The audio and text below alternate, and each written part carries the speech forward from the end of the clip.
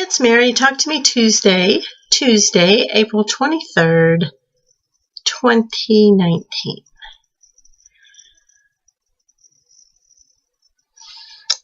I did a little bit of the usuals this week.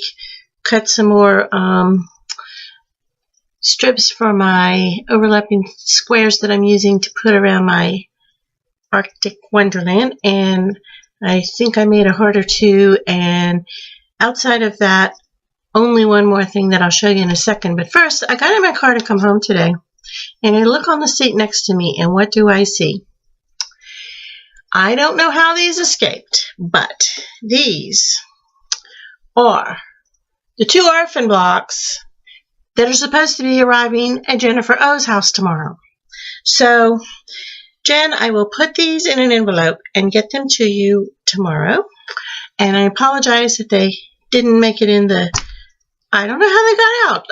I actually do. I didn't have a box, and I put them all together there, and I took them into the post office, and I stuffed them into the box and didn't realize that these had fallen out. So anyway, I apologize for that. And my box of fat quarters will be at your house tomorrow if you believe the USPS. Okay, back to what I did. I did one thing. I took this UFO. I talked about this last week. My working title is embroidered snowmen, but that's not what they are, because they are machine appliqued on my embroidery machine. Jennifer O remembers them because I sent her an orphan block, coincidentally, years and years ago, like 10 years ago.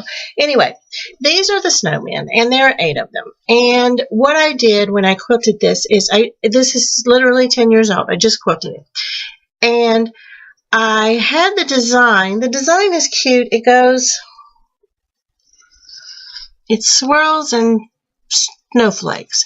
And I wanted it to go around the applique, of course, and I didn't want stops and starts every time it hit the edge of that, and so I asked it to quilt a line, which worked. It was a good learning experience, but some of these lines are really stitched over several times, and some of them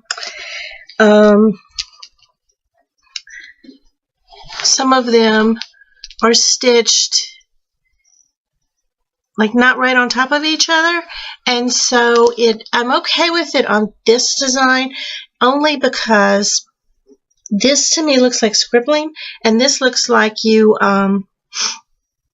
scribbled, went around it several times with your pen, and it looks more like scribbling. So I'm kind of warmed up to it on this one, but I'm using this same technique on my old McDonald quilt with the chicken wire around, and I'm gonna have to test that, because if it's going to keep backtracking like this, I might have to look at another option, but it may not, because of the way the chicken wire is. I'm going to have to work on that. Anyway, here's the quilt. I do have some, the back looks a little funny because it's got the nice little swirls and stars, and then it has these empty blocks where the snowmen are. So anyway, I'm happy with this, and I'm so glad to have it finished. I just have to put the binding on it, and I did take a picture of the whole thing so you can see it, but basically it is just 8 snowmen.